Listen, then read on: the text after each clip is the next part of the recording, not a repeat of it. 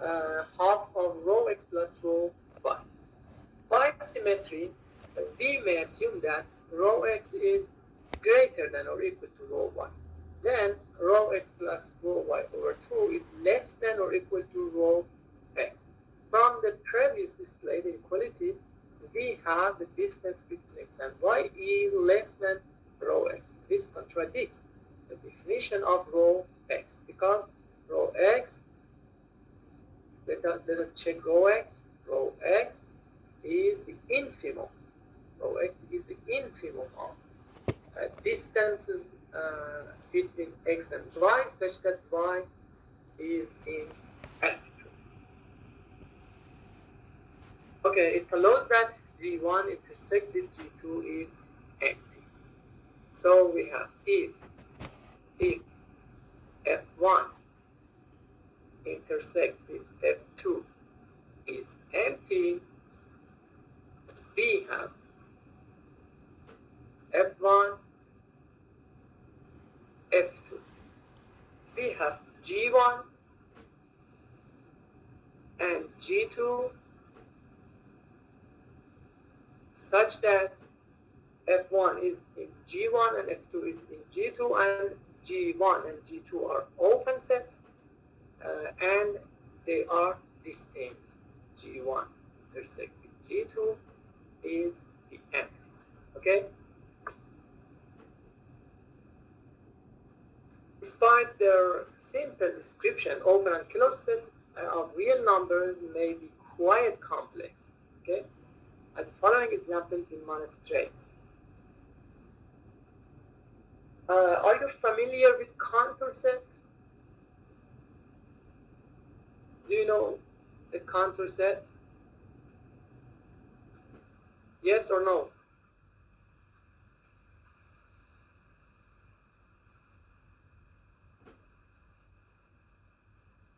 What, Doctor?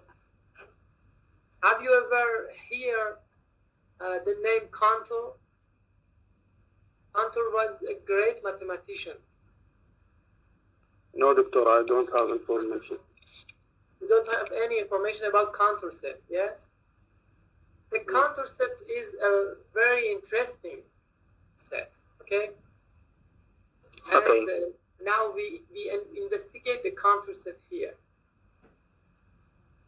This set can be described by removing a sequence of open intervals from the interval I from 0 to 1. Okay?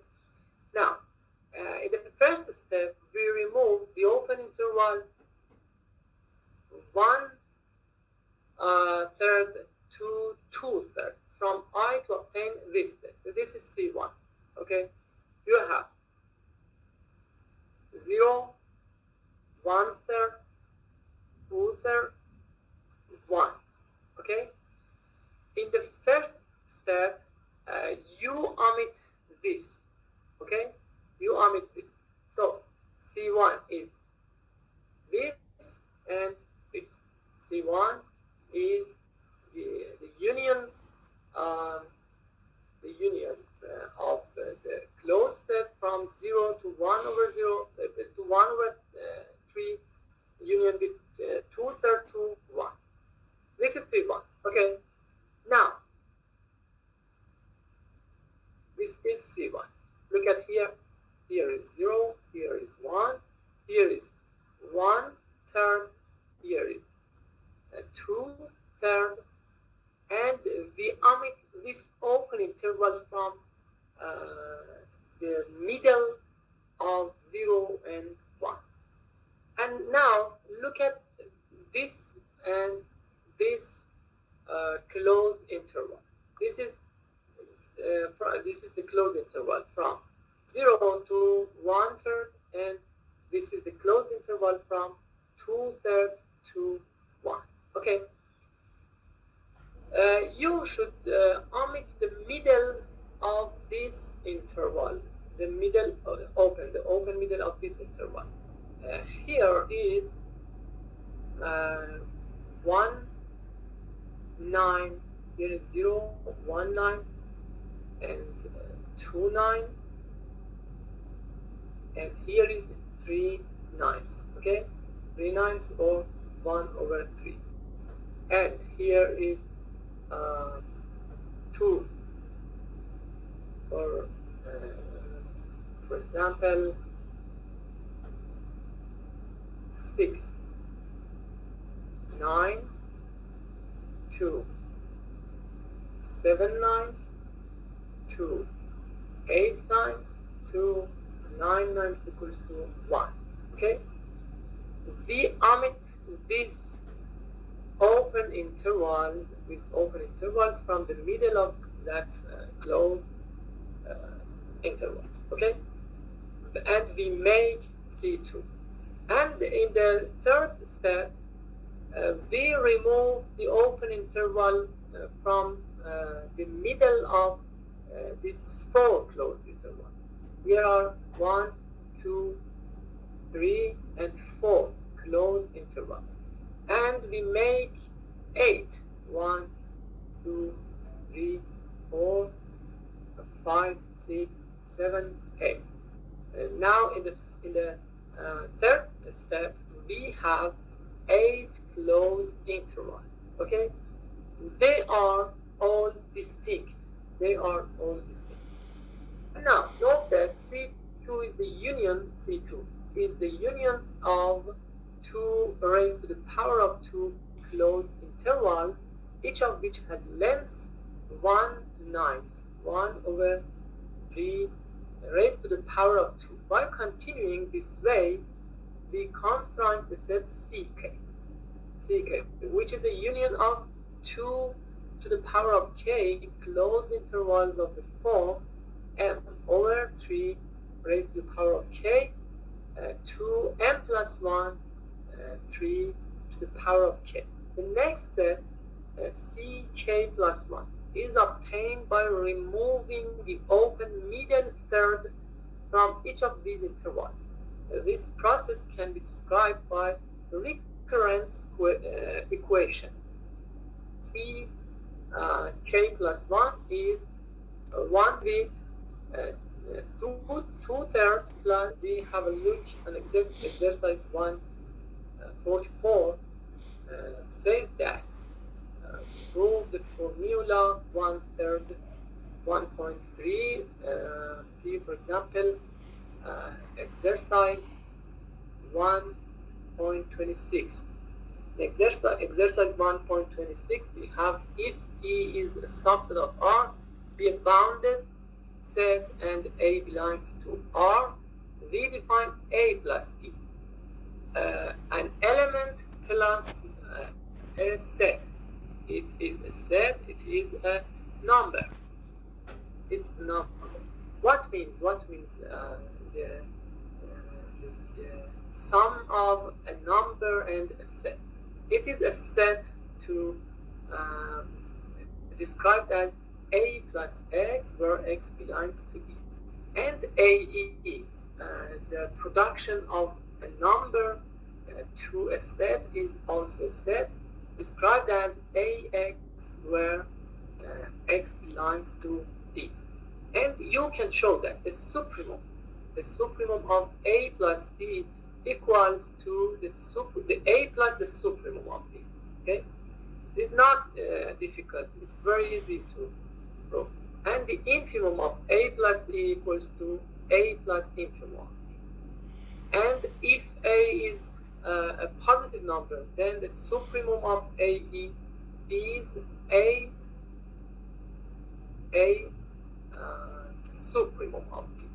And the infimum of E is A infimum of E. Yes? Can solution anyone? Solution? It's be the supremum of A plus E. Okay? For example, I prove one of them. Let U be the supremum of E. I want to prove this one. Okay? So, Okay. So for any, what's the kinds of elements of this set? A plus X, such that X belongs to E. Okay? This is A plus Okay. E. Okay? We have U, 5. we have A plus X is less than or equals to U. Okay? Okay. And U itself is of the form, U is of the form A plus, for example, E. Okay? A plus some E. Because U is the supremum of A plus E. And we don't need it. Now, A plus X is less than or equal to U. We want to show that if E equals to the supremum of E, then this U is A plus E. Okay? We have to show this one. If E is the supremum of the capital E, the set E, then U equals to A plus E. Okay? Now, for any x in E, we have A plus X is less than U, so X is less than or equal to U minus A. Okay? U minus A. So, U minus A is an upper bound. Upper bound for E. It's very complicated. You can read it, or I have to open another page. Okay? It's better.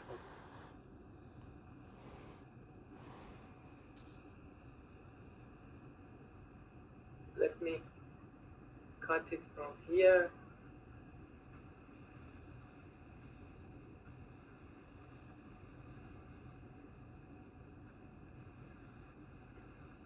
Here.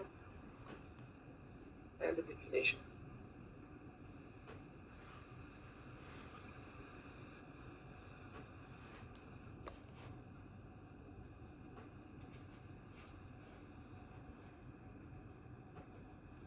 Okay, it's better to have them here, okay? Yes, Doctor. Yes. We want to prove the first, okay? A. Supremum of A plus E equals to the A plus supremum of E. Let, for example, E equals to supremum of E. Okay? And let the supremum of A plus E be, for example, U. Doctor. Yes. E is element. Interval. 1, for example, it's E. Okay? The supremum of E is 1, and it's not belong to E. Okay? You have this. Yes, Doctor. Yes. Let E be the supremum of E, and let, for example, U or another A plus E, supremum of A plus E, for example, U. Okay? U be the supremum of A plus E. We wanna prove that U is A plus E. Okay? We wanna prove this one. Okay? Are you understand? Yes, Doctor. But what we are supposed to do? Okay. We want to prove that U is A plus E. Now, in the first step, we should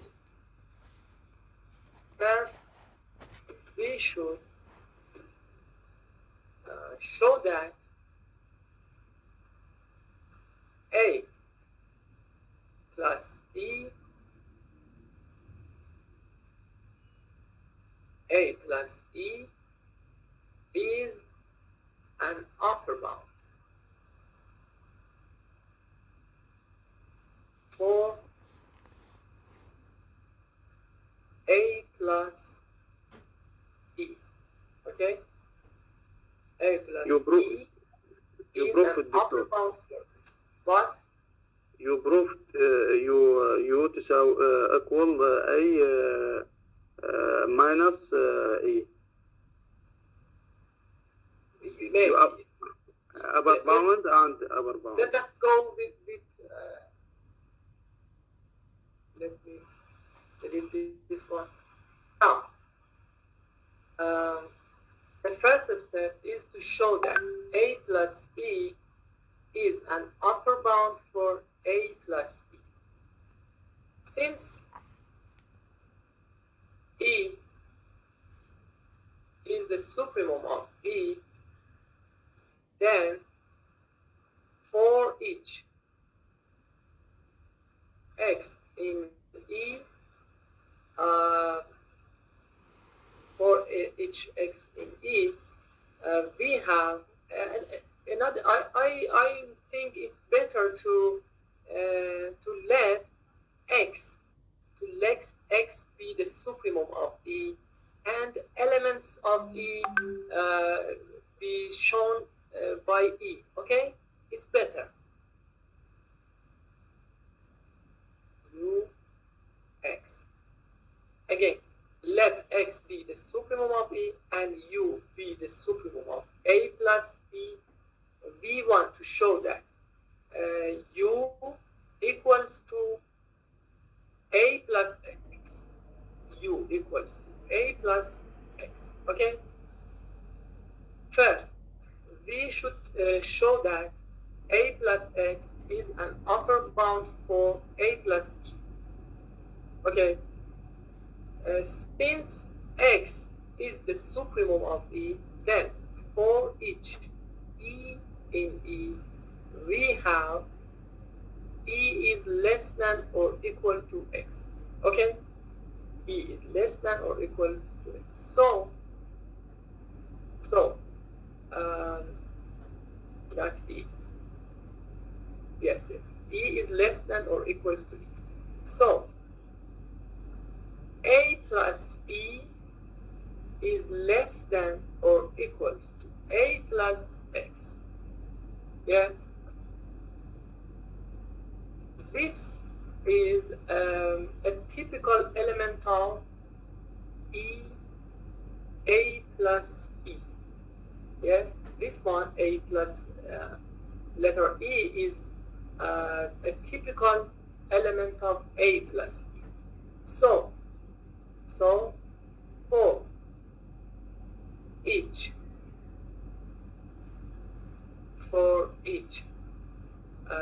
A plus we have for each A plus E belongs to A plus E. A plus E is less than or equal to A plus X. It means that A plus X is an upper bound for A plus E. Okay, this is the first step. And now, in order to prove that A plus X is the supremum, A plus X is the supremum, we have to, this is U, okay? A plus X is U. We wanted to show that it's U. Now, we should, in the second step, we should prove that A plus X is the least upper bound. The least upper bound means it is the supremum upper bound for A plus E, or the set A plus E. By contrary,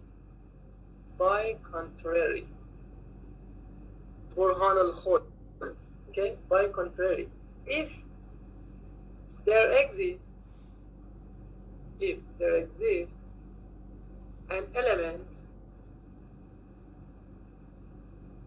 in A plus E, or if there exists an upper bound, for example, V for A plus E, such that A plus X is V is less than A plus X, then we have reach a contradiction to what? Contradiction to U being the supremum of A plus E. Okay, look at the proof again. U is the supremum of A plus E. U is the supremum of A plus E, and we want to prove that U is A plus X, where X is the supremum of E. We have this one that X is the supremum of E. Now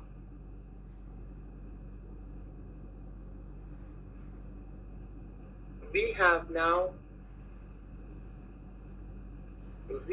that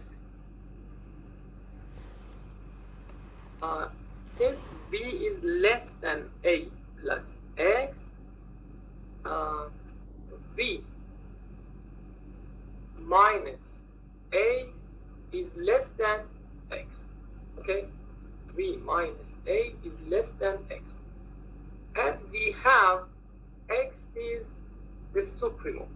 Yes, X is the supremum of E. X is the supremum of E. So there exists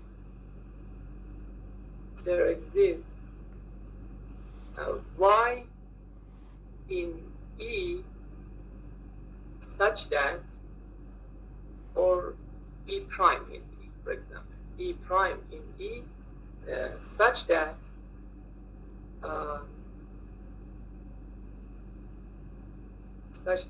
V minus A is less than E prime. Okay, V minus A is less than E prime. Now it means that V is less than A plus E prime. V is less than A plus E prime. So V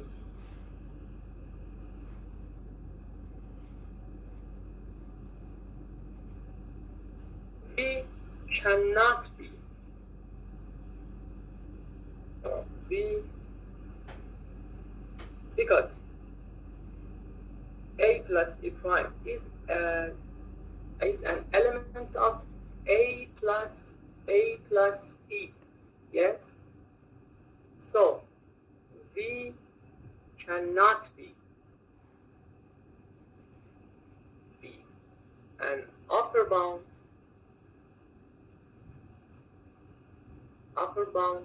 for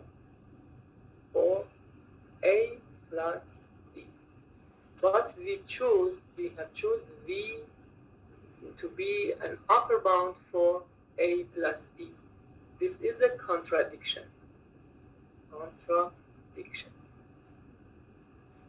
So we have A plus X equals to supremum of A plus E. Hence, i.e. A plus supremum of B is the supremum of A plus B. Similarly, you can prove the other sections of this one. For infimum, of course, for infimum, for the production, when A is positive and A is negative, you can do this. Okay, let us go back to our constructing the contour. We are here.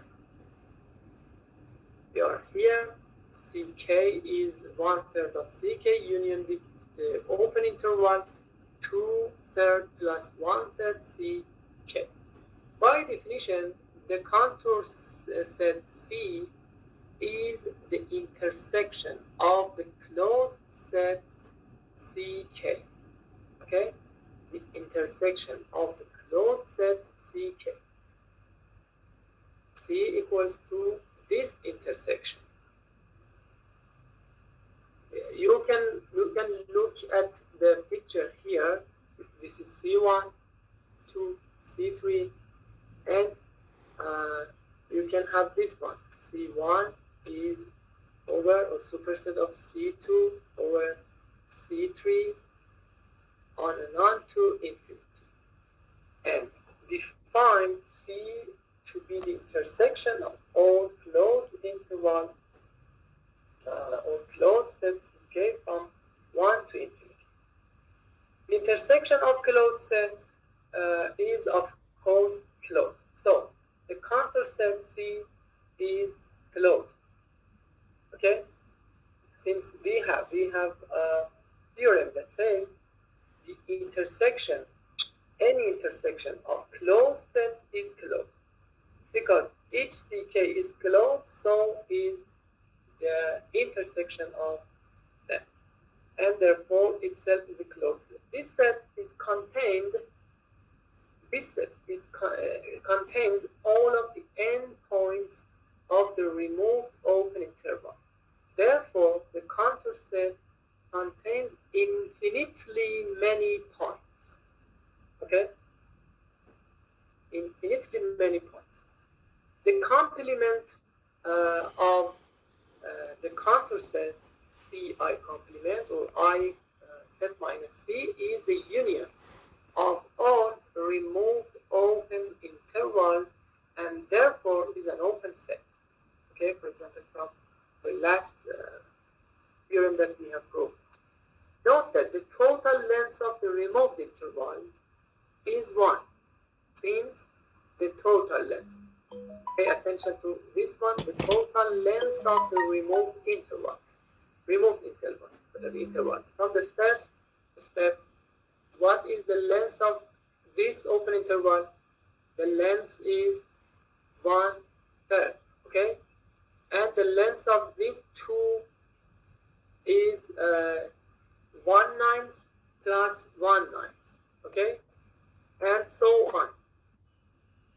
The length is 1/3 plus 2 over 3 to the power of 2 on and on to raised to the power of n on 3 raised to the power of 3 n plus 1, and this is an geometric series. Yes, this is sigma 2 raised to the power of n 3 n plus 1 and from 0 to infinity. This is a geometric series. And hence, if we mention it by an S will be the first term over 1 minus 2 that, because you said it in Arabic, Adrun Nisba, yes?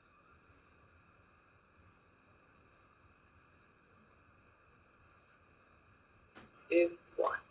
So the length, the total length of the removed intervals is 1. Okay, is 1 since this geometric series. Thus, C is a subset of the union interval I,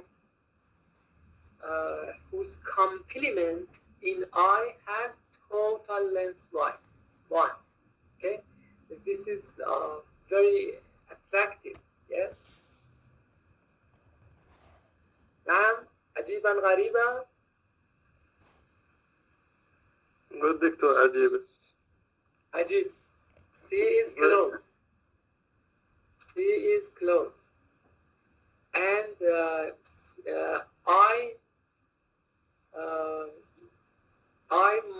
set minus C has length 1. This is attractive. Now, let us enumerate intervals in the set CK as follows. We denote I0 and I1 the left and the right intervals in the set C1. Now, again, 1, 0, 1/3, 2/3. This is I0. This is I1. The left and right subintervals of I0 that belongs to C2 are denoted by I00 and I01, and the left and right subintervals of I1 are denoted by I10 and I1, and so on. Okay? So, if I indexed with I1 to IK, I1 to IK is an interval in the set CK, then its left and right subintervals in the set CK plus y are I indexed by IK, I1 to IK 0 and I1 to IK 1 respectively. Note that by this way of denoting subintervals of the sets CK, they are enumerated from left to right by binary numbers from 0 to 2 to the power of k minus 1. Any number x in the contour set C belongs to one and only one of the subintervals of each set CK, okay, where k is in natural number. Therefore, elements of C are in one-to-one correspondence with the nested sequences of intervals I1, I1, I2, and so on, and so on.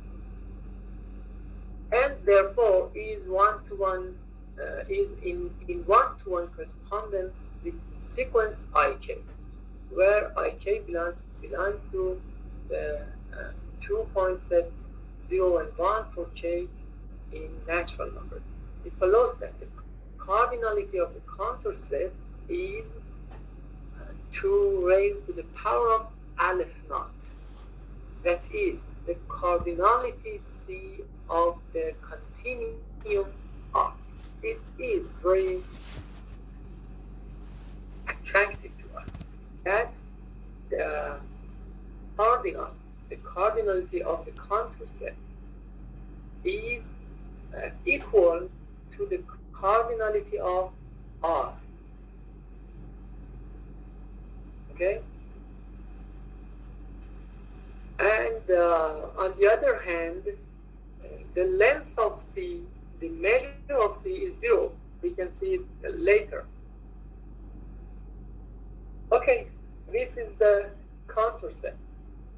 And now we have some theorem about summation of infinite sets in this chapter, and we end this chapter with this notion. Have a brief Sorbian is by definition if an is a sequence of real numbers and Sn be the partial sum from 1 to n, partial sums of the terms of the sequence from A to n, then the sequence Sn is called a series. The sequence of Sn is called a series, and the terms of An, the terms of the sequence An are called the terms of the series. The series Sn is denoted by sigma Ai. If the series sigma Ai converges to some, so every series is a sequence. Okay, every series is a sequence. You have the sequence Ai, okay, or An. N equals to 1, 2 to the infinity. You have this one, S1 equals to A1, S2 equals to A1 plus A2, S3 equals to A1 plus A2 plus A3, on and on. Sn is A1 plus A2 to An, on and on. Now Sn is a sequence,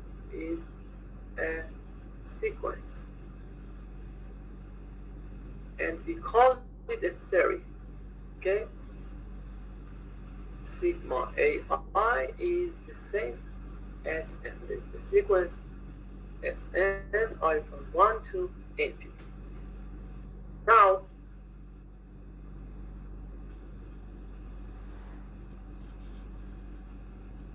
if the series Ai converges to some number S, we say that S is the sum of the series, and write this sigma Ai from 1 to infinity equals to S, or sigma I belongs to n is S, or simply by this one, sigma I over I is S.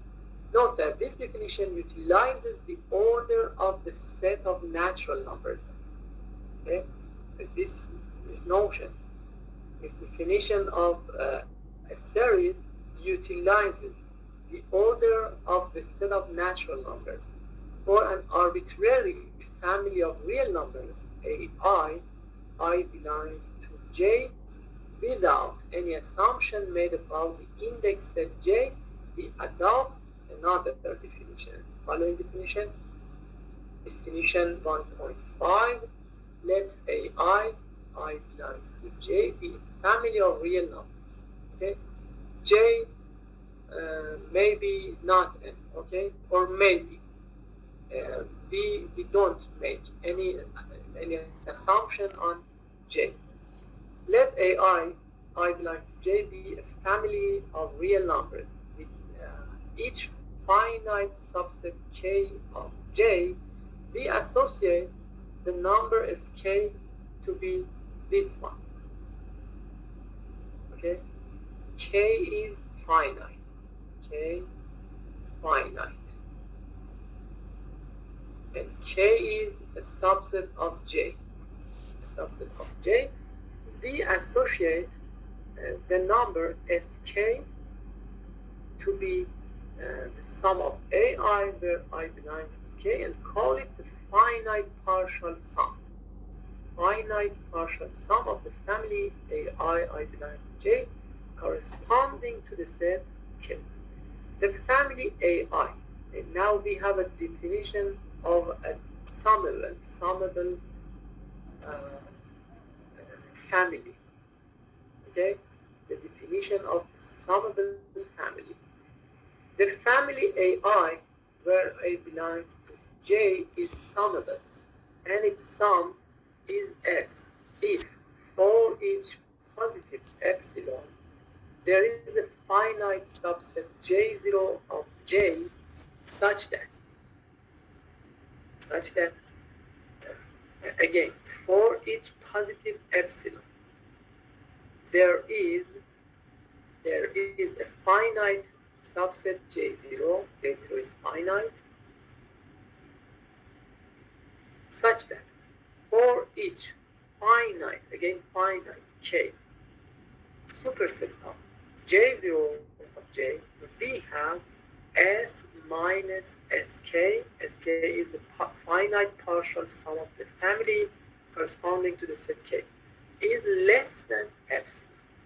In this case, we also say that the family AI is summable to S and write this one. Okay, the sigma of AI, where I belongs to J, equals to S. Of course, so far, I was not able to find an example of a family AI of real numbers such that J is an uncountable set. Okay, if J is countable,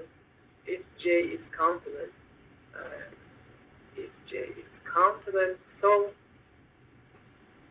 it's nothing but the definition of a series in the previous page. J is in a correspondence with N. But what can we say for an example?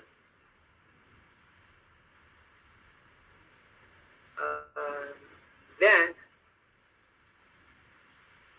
J is uncountable and sigma AI, I belongs to J, equals to sum S. I can't find an example in this case. Maybe you can. If you can find an example, I will give you 2 or 3 points on your exam. Okay, your scores in the exam. Now, if a sequence AN is summable to S, then the series, in a special case of a family, we have a sequence. Okay, when the index set is countable, instead of a family, we can say a sequence. Then the series AI converges to S. Okay, if a sequence AN is summable to S, then the series AI positive epsilon J be the set from the above definition, and let N be the maximum element of J0. Maximum element of J0. Then by definition of J0, we have for all N greater than capital N, S minus this sigma is less than epsilon. So we have this one by definition. But the converse is not true. See, for example, exercise 1.15. It's your homework. Okay? Do it in home and send it to me.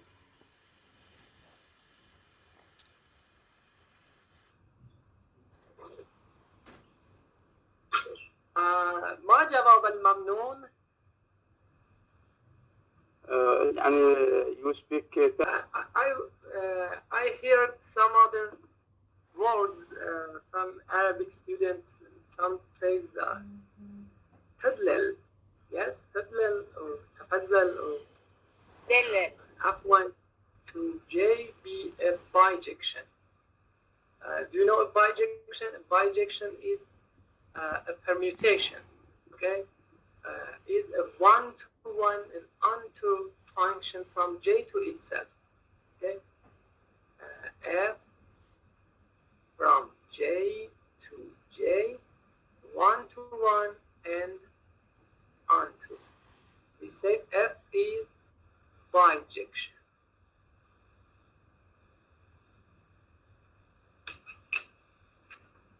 Now we define BI to be A indexed of Fi for all I belongs to J. Then the family BI is summable and has the same sum as can rearrange in the case that we have J is countable. We say that we can rearrange the order of the terms of a series, and here we have it for an arbitrary family with an arbitrary index of J. Okay, the proof is very easy, and you can follow it in the book. In the case of a countable index set J, we may assume that J equals to n, then the family AJ is a sequence A. And theorem 1.13 tells us that the terms of the series can be arbitrarily rearranged without changing summability of the series and its sum, as I said to you. If the terms of a family AI are non-negative numbers, we have the following criterion for summability of the family.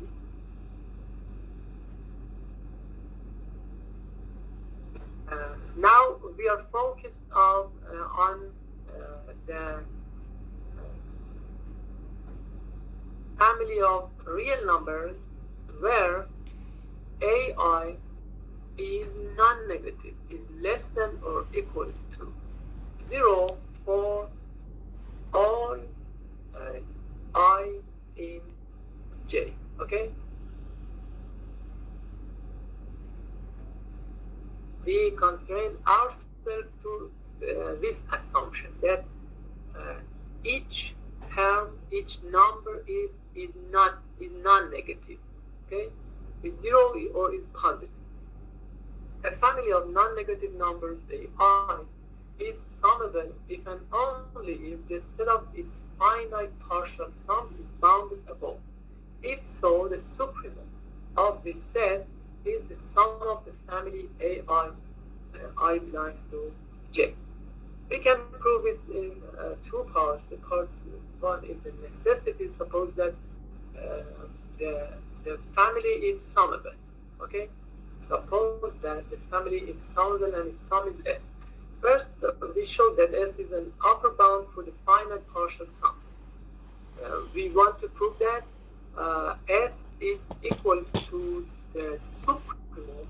We want to prove that S is the supremum of this set, the supremum of Sk, such that Sk is the sum of AI, where I belongs to K, and K is finite. Okay, and K is finite. We want to show that S equals to the supremum of this, the set of all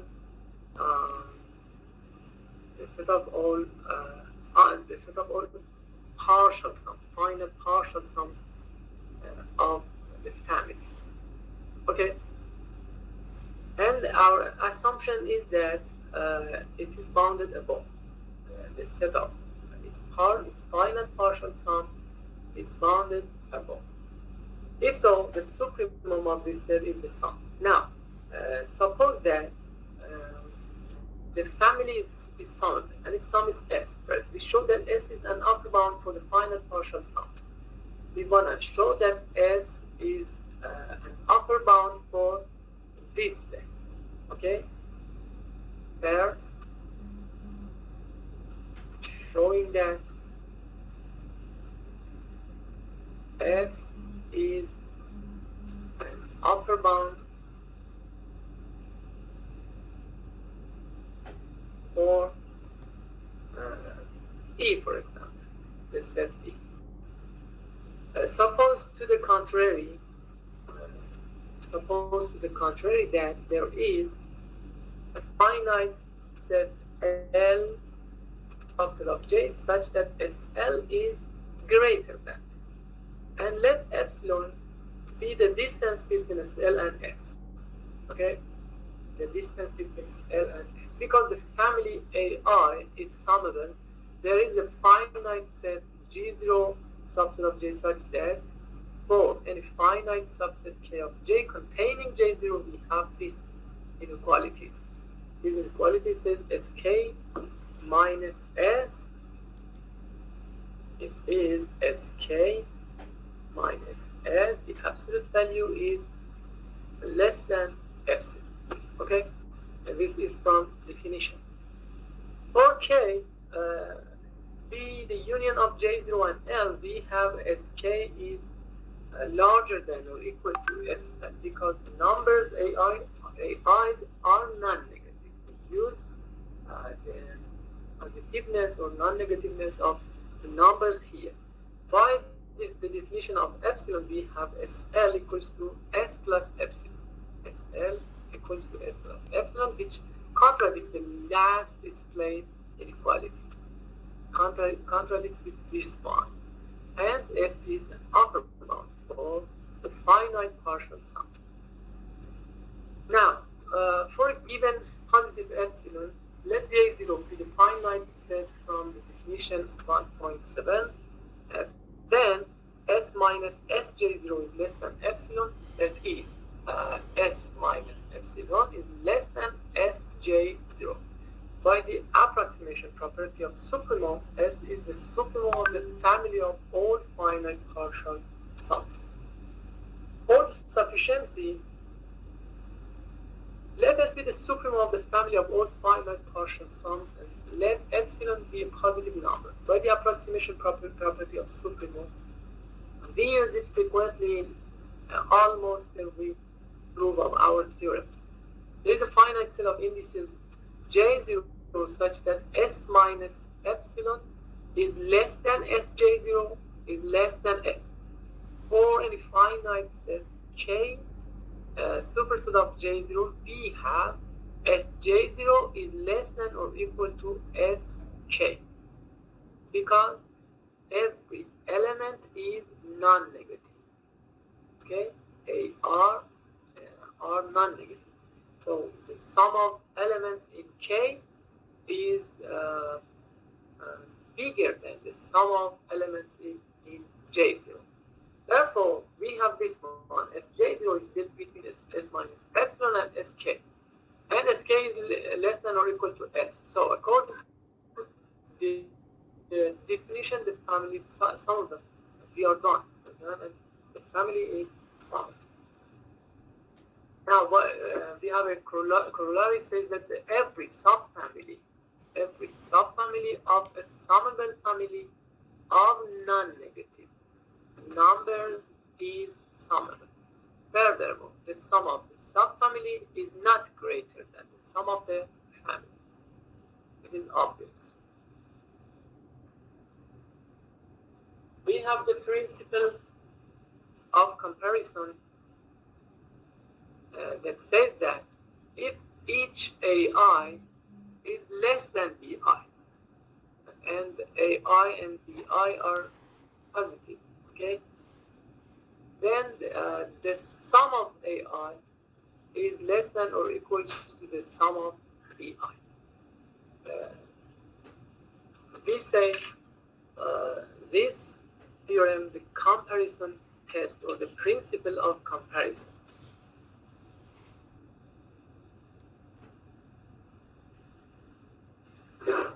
Now, let us read the theorem together. Let families of real numbers such that they are both has positive terms or non-negative terms and I is less than or equal to BI for all I in J. If the family BI is summable, then so is the family AI, and we have this one. So if the greater one is summable,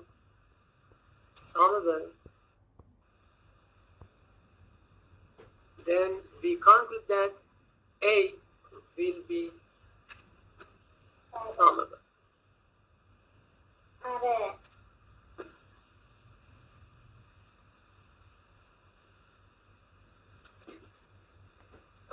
This theorem provides the most commonly used criterion for deciding whether or not a sequence of negative, non-negative real numbers is summable. The proof is left to the reader to you as exercise 1.52. When dealing with a finite sum of numbers, we can associate its summons arbitrarily into groups. Add the numbers in each group and then add the resulting sums to obtain the total sum. This property is known as the associativity property of addition. We show that any summable family of non-negative real numbers employs the same property. Look at this one. You can say for each A, B, and C in real numbers, A plus B plus C is equal to A plus B plus C. Okay? And we say this associativity.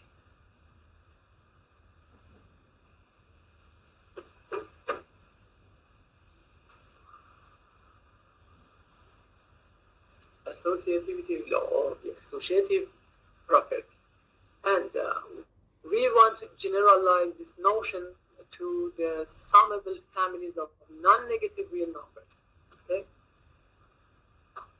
Let AI be a summable family of non-negative real numbers, and let J be the union of J lambda, where lambda belongs to the capital lambda.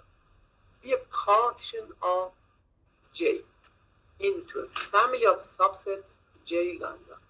So J lambda intersection with J lambda prime is empty. Okay? J lambda intersection with J lambda prime. Now, summable family. What mean in mathematics? what means convergent?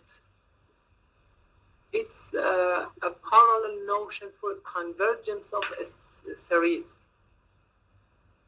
Okay? If you convert series is a summable family.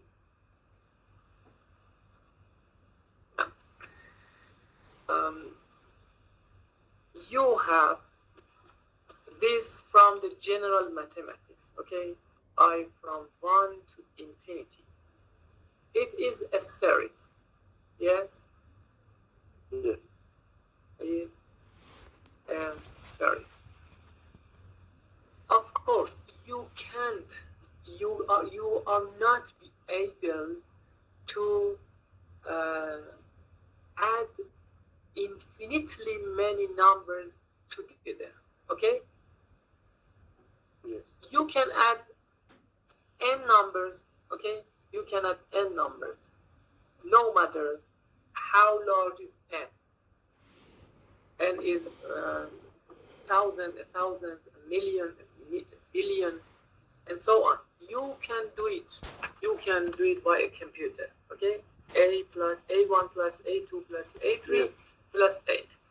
So you can add n real number together. A finite number of real numbers. But what this means, A1 plus A2 plus A3 plus on and on to infinity. You are not able to do this. You are not able to add infinitely many numbers, okay? Because your time is finite. The time of all of us is finite. The time of the universe is finite. So we cannot add an infinitely number of real numbers together. So what this means, what this notion means, A1 plus A2 plus A3 plus ... What this means? We can make this notion by utilizing of the notion of a sequence. Okay. Now we are able to define a sequence, for example, Sn, and we can decide that Sn is convergent or divergent by means of the definition of convergence. Okay, we say that Sn is convergent to, for example, S if there exists an n belongs to the natural number such that for each n greater than or equals to n, we have the distance between S and Sn is less than epsilon. This is an abstract mathematically definition for a convergent sequence. Okay? Now, when we want to add infinitely many numbers together with, we use this notion, the notion of a convergent sequence. We make a sequence by them. We set S1 to be A1 and S2 to be A1 plus A2 and S3 to be A1 plus A2 plus A3 and so on. Sn be the finite partial sum, okay? Finite partial sum from 1 to n of the n first numbers in this series.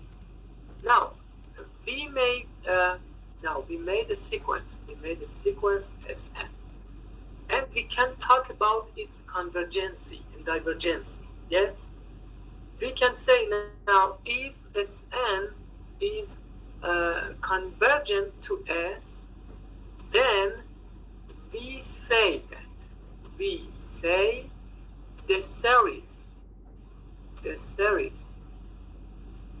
sigma I from 1 to infinity is convergent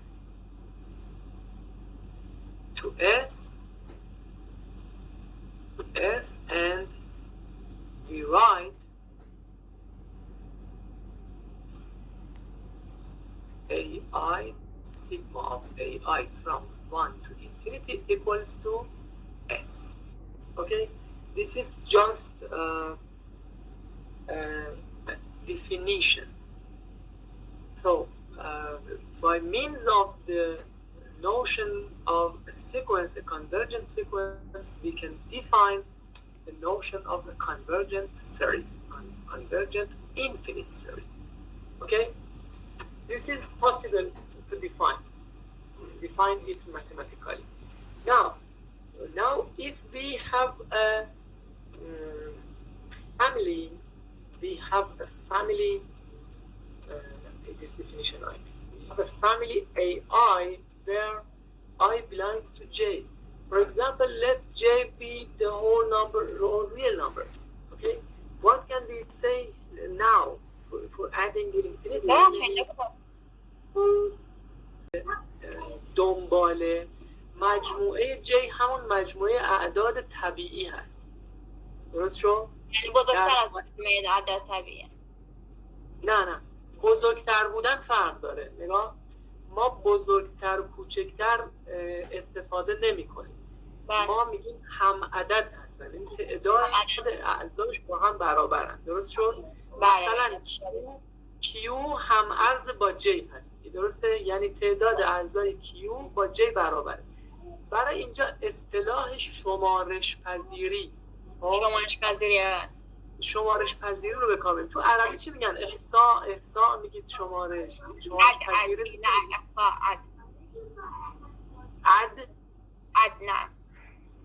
عد اوکی؟ نه. پس نگاه، یه حالتی که مجموعه اندیس ما، یعنی این جی که اینجا داریم، اگر این شمارش پذیر باشه، ما همون سری رو داریم. این میشه دنباله، جمعش هم میشه سری. درست شد؟ پس این خانواده AI اگر I متعلق به اعداد طبیعی باشه، این میشه دنباله، همون متتالیه شما میگید دیگه. درسته؟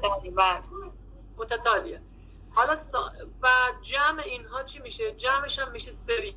سامیشن. جمع این میشه سری یا همون سامیشن. اینم که تعریف کردم الان. جمع اینا رو تعریف کردم، به صورت دنباله تعریف کنیم. بله. حالا تو این تعریف 1.5 سوال اینه که اگر این J اعداد طبیعی نبود، یعنی ترتیب نداشت، مرتب نبود، بگید اولیه که متتابعه نبود. آره متتابعه اگه نبود چی؟ اون وقت چه تعریفی کنیم؟ من مثلا بیام بگم جمع اینها یعنی چی؟ این چه معنی میتونه بگید؟ دیگه دنباله هم نمیتونم براش به کار ببرم. پس میام چیکار میکنم؟ میام همچین تعریفی میکنم که باز من بهتون گفتم من با خیلی از ریاضیدانان صحبت کردم، هیچ مثالی تا حالا من نتونستم پیدا کنم که این مجموعه J این مجموعه J در واقع شمارش پذیر نباشه ولی جمع اینها یعنی این سامبل باشه، این خانواده، این فامیلی سامبل باشه. ولی تعریفش این هست که ما میایم برای تعداد متناهی مثل این K، هر زیر مجموعه متناهی K از این J که در نظر بگیریم، مثلا 10 تا عضو داشته باشه، 1000 تا داشته باشه، 5 میلیون عضو داشته باشه، اونا رو که میتونیم با هم جمع کنیم. اسم جمع اونا رو میذاریم S and K. اوکی؟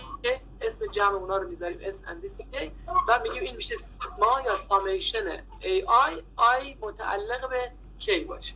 خب این رو پس داریم. به اینا میگیم چی؟ finite partial sum، یعنی مجموعهای جزئی متناهی. مجموعهای جزئی متناهی برای این خانواده corresponding to K که در واقع متناظر با مجموعه متناهی K باشه. درست شد؟ بله. تعریف کرده. حالا میخوایم بگیم که این خانواده رو چه موقع میگیم جمع پذیر هست، چه موقع میگیم سامبل هست. میگیم اگر به ازای هر اپسیلون، بعد سامبل هست به یه اسی دیگه، به یه عدد دیگه، میخوایم بگیم جمع این بی‌نهایت عددی که شمارش پذیر هم نیست تعدادش، چه موقع برابر میشه با یه عددی مثل اس. میام از اپسیلون دلتا استفاده میکنیم. قاعدتا اینجا از اپسیلون دلتا باید استفاده کنیم. میگیم اگر به ازای هر اپسیلون مثبت یه زیر مجموعه متناهی از J مثل J0 این متناهی پیدا بشه به طوری که به ازای هر مجموعه K شامل این J0 باشه، یعنی بزرگتر از این باشه، اونم ولی متناهی باشه اون که هم متناهی باشه، ما نتیجه بگیریم که فاصله این عدد S با این عدد SK از اپسیلون کمتر هست. در این موقع ما میگیم که این خانواده سامبل هست، این خانواده از اعداد سامبل هست. پس فرقش با اون حالت قبلی این بود که اینجا ممکنه این مجموعه اندیسش یعنی اون J متتابعه یا متتالیه نباشه، یعنی شمارش ناپذیر باشه، کل اعداد حقیقی باشه، قابل احصا نباشه. اعداد طبیعی هم نامتناهی هستند، اعداد حقیقی هم نامتناهی هستند، ولی اعداد طبیعی ترتیب داره. تو میتونی بگی صدومیش عدد 100، درست شد؟ اعداد فرد همینطور، اعداد زوج همینطور، ولی اعداد حقیقی ترتیب نداره. تو نمیتونی بگی 50مین عدد حقیقی چیه، نمیدونی چیه. خب این پس شماره هست. اینجا تعریف رو ما برای چی آوردیم؟ برای حالت کلی آوردیم که اگر این J هر مجموعه دیگه بود. نگاه کن تو صفحه قبلی میگه این تعریف یک سری میگه utilizes the order of the set of natural numbers. میگه این از ترتیب توی اعداد طبیعی داره استفاده میکنه، از این ترتیبی که وجود داره. حالا میگه برای یه دلخواه arbitrary family of real numbers، برای یه مجموعه، یک خانواده دلخواه که این مجموعه اندیسش J باشه without any assumption، بدون هیچ فرضی در مورد مجموعه J میگه ما چجوری تعریف کنیم جمع بی نهایت عدد حقیقی رو که تعدادشون هم شماران نباشه، هیچ ترتیبی نداشته باشه. این رو اومده اینجوری تعریف کرده. حالا مطلب جالبی هم هست اینکه زينب بس اسألي على الاندكس. جمع بی نهایت رو اومده تعریف کرده. يقول على غير منتهية. الاندكس الاندكس الاندكس يكون مجموعة غير منتهية، يعني ما ينعدل. يعني نفس اللي قلته أنا البارحة، يعني مو محتوى. لا مو محتوى. زين انت لو ترخصين يسألون الأستاذ ترجعين الحكي اللي هو حكاه.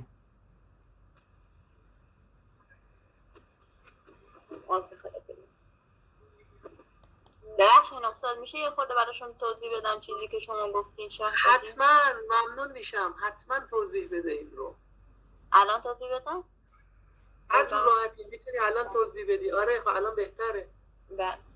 منم یکم عربی یاد میگیرم. يقول مجموعة جي كابيتال هي مجموعة نقدر نقول عليها غير منتهية. يعني مثلا عندنا فرضا عندنا مجموعة جي وعندنا مجموعة فرضا الأعداد الطبيعية n. شو وقت نقدر نقول هذين المجاميع متساويات؟ يعني ما نقدر نقول مثلا نقول مجموعة n ومجموعة j متساويات، شرط يكون مو نفس العناصر بس عددهن نفس العناصر. مثلا عندنا 100 عنصر بأعداد الN الطبيعية، وعندنا 100 عنصر بأعداد الجي الطبيعية بأعداد الجي. زين شرط مو مثلا واحد بواحد، مثلا عندنا بأعداد جي واحد وعندنا بالN واحد وعندنا بالN اثنين واثنان اثنين، لا يقول شرط يكون بس عدد العناصر مالتهن متساويات. هسه نقدر نقول الجي مثلا سبست من أعداد الطبيعية. هذا اللي قاله حاليا بالنسبة للتعريف الجي. بعد شي يقول عندنا كي مجموعة جزئية من جي. يعني زين السبست يعني لو تساويها لو جزء من عندها، جزء من عندها بس ما تساويها. لا شلون سبست؟ لا شلون سبست؟ بس بالعد. زينب هو كان يحكي بس على أي آية والآية تنتمي إلى جيل، وكان يحكي على سمبول. على السمويشن هم حكى. لا السمبول فاميلي.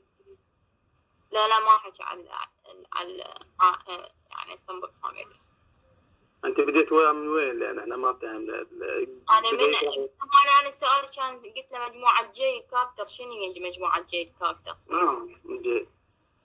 السؤال مال البارحة من سألناه. عاشتي. نعم. فشي يقول مثلا عندنا مو متتالية، يعني احنا كان عندنا احنا عندنا مجموعة متتالية. يحكي مثلا بس يقول لك المجموعة المتتالية فرضا اقدر اقول اذا كانت متتالية اقدر اقولها هي هاي مجموعة جي ويا من ويا الكي. يقول لك مثلا عندنا هاي فرضا مجموعة كي جزء والمجموع والسميشن للكي يساوي لنا إلمن عناصر كي. شرط يكون شنو هو؟ قال finite partial sum، يعني شنو هو؟ مجموعة جزئية غير منتهية، مو غير منتهية. هسه هاي بس اللي حكاهن بمن بالمجموعة الجي. وقام بعد شرحت السميشن والمطلق بعد ما حكي شيء. والاندكس هاي مجموعة الفهرسة اكو شي شنو هاي؟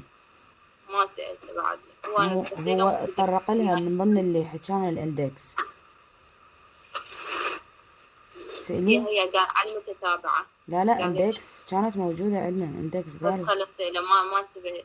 ما يعني هو كان بس تحكيه وبعدين انت دخلتي بعد التسأله هو الاندكس مجموعة اندكس.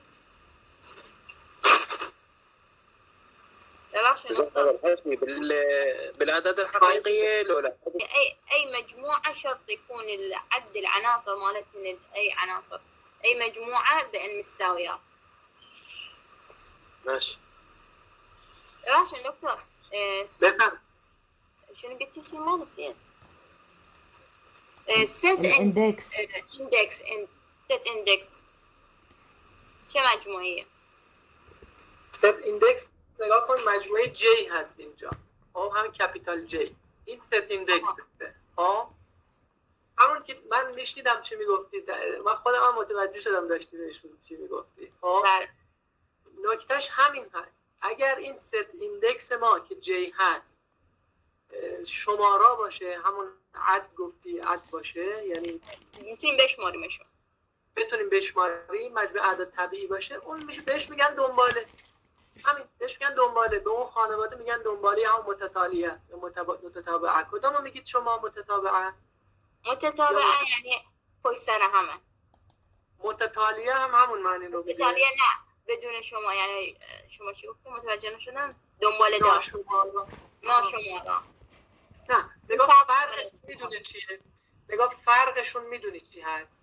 نگاه کن، بذار من یه صفحه سفیدی بیارم اینجا. خب اینو فکر کنم بچه ها مشکل دارن. نگاه این اعداد طبیعی انتبهوا يا اخوة راح يشرحهم طبعا. یک هاي مجموعة هي اندكس طبعا نفسها الجي.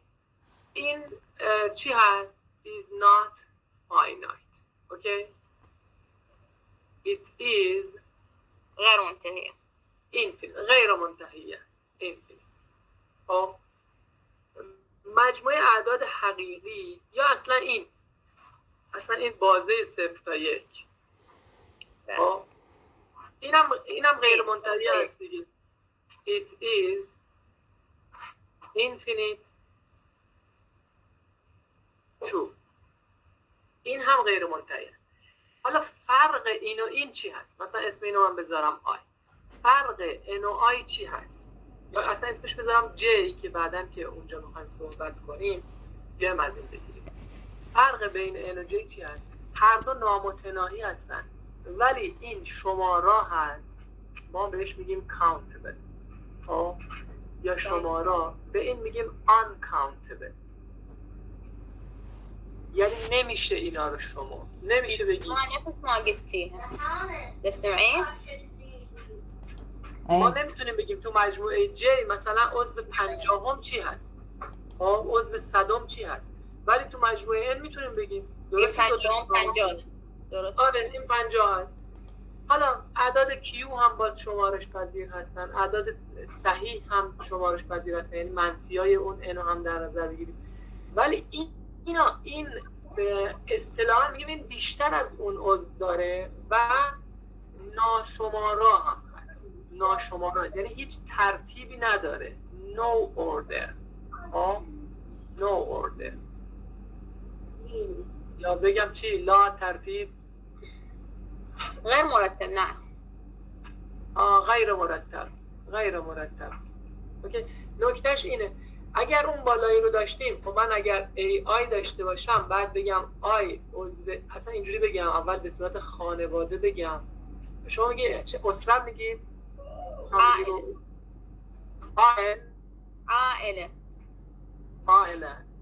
عائله درست نوشتم؟ بله درست. آی متعلق به ان باشه، این رو ما به این صورت نمایش میدیم، به صورت بهش میگیم an، به این میگیم همون متتابعه یا دنباله. این معلومه که اولی 1 بعدی 2 هست بعدی 3 هست الی آخر. ولی اگر همین رو من بیام بگم آی متعلق به J باشه، J هم مثلا بگیرم چی؟ این مجموعه ایندکس رو بگیرم 0 تا 1، اینو دیگه من نمیتونم چیزی بنویسم، نمیتونم بگم اولی چیه، دومی چیه، سومی چیه. غیر محدود ناصر من 0 الى 1. اینو الان توضیح بده برای بچه‌ها. يقول عندنا أعداد طبيعية من 1 2 3 إلى ما لا نهاية، نسميها هاي مجموعة غير منتهية. وعندنا مجموعة جي كابيتال عندنا من 0 و1 مغلقة بس هم غير منتهية لأن أعداد كوما بيناتهم من 0 إلى 1. لا منتهية بس غير معدودة. غير معدودة أحسنتي. فشو يقول عندنا عائلة AIJ هاي متتالية A1 A2 A3 إلى ما لا نهاية، بس العائلة AIJ الآي تنتمي إلى J، بما أن من 0 ل1 شو نقول عليها؟ غير متتابعة، لأن ما عندنا كوم أعداد بيناتهم، إحنا ما نعرف نضبط. مثلا هسه هنا مثلا أقول لك حد 50 ايش قد تقولي لي حد 50 اعرف ايش قد مثلا الناتج مالتها، بس هنا بين الصفر والواحد مو عندنا اعداد بين مثلا قولي لحد 50 ايش قد ما اعرفه ايش قد، لان عندنا اعداد غير منتهيه بين الصفر والواحد. هاي مرتبه المتتاليه، هاي هنا من الصفر للواحد غير مرتبه. ايه احسن. ممنون استاذ. طيب هلا زين، عالی بود، عالی توضیح دادی. دستتون دارم. از خیلی خوب شد که هستی. ممنون، مرسی. خب کجا بودیم؟ فکر کنم بچه ها خسته شدن نه؟ زیاد دست ندم که فراری باشن. فعلا که ساکتم. بپرس اگه خسته هستن. اذا تعبتي نعطيكم ليش هي المحاضرة ليش وقت؟ یک تقسیم بر 2 به توان I متعلق باشه به J. اینجا من اگه J رو بگیرم کل اعداد طبیعی، خب این حله. اون وقت این جمع وجود داره دیگه. 2 به توان I از 1 تا بی نهایت. این یعنی چی؟ یعنی 1/2 به اضافه 1/4 به اضافه 1/8 به اضافه. این ما میدونیم که میشه 1. خب اینو میدونیم، ولی این نکته اینه که این J N. خب درست بی نهایت عدد دارن با هم جمع میشن، ولی جمعش برابر با 1 میشه دیگه. چرا؟ چون این یک سری هندسی هست دیگه، میشه 1/2 تقسیم بر 1 میشه 1/2 میشه 1. ولی آیا شما میتونید یه مثالی بزنید از این AI ها؟ يعطيني شوف غير عائلة من هاي العوائل این J حتى من أجمعهن غير منتهية. آیا میتونید یه همچین مثالی بزنید که این بشه S یا نه؟ حتى يعطينا اي ها شوفوا هذا السؤال أفضلكم. يقول اللي يحله على درجتين. يلا خلينا نحله شجاع. در هر حال غیر متناهی هست. غير منتهية. آره، ولی این پایینی بس لازم المنشن مالتهن ايه لازم يطلع عدد.